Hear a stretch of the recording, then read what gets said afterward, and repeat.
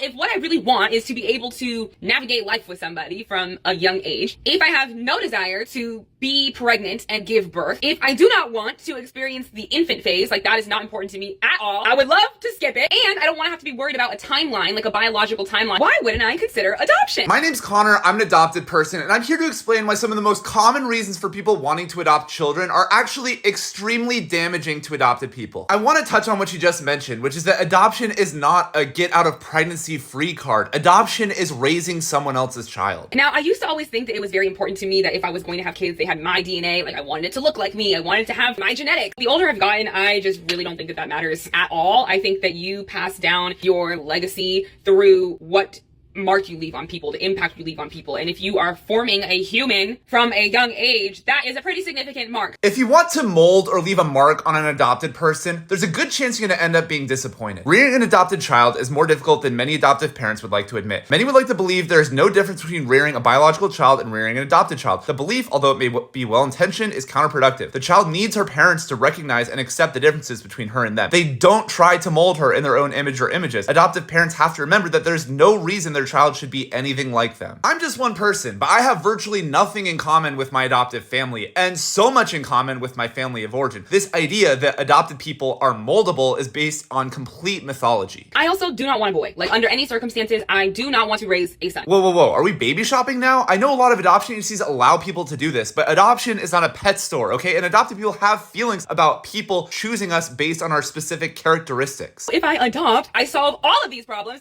and I give a child in need a very loving, very stable, very financially well-off home where she can thrive in. Most adopted people have living parents. Many adopted people have living parents who want to parent, but simply can't or choose not to because they either don't have the resources to raise their child or feel like they can't provide for a child what some rich strangers can provide for their child. And isn't it a shame that in America, rather than stepping in and helping these vulnerable children and their families, we've created a system, a marketplace where children are the means to someone else's end. And by the way, our taxpayer dollars are subsidizing the people who are adopting these children. When did our definition of helping a child in need become selling that child to strangers?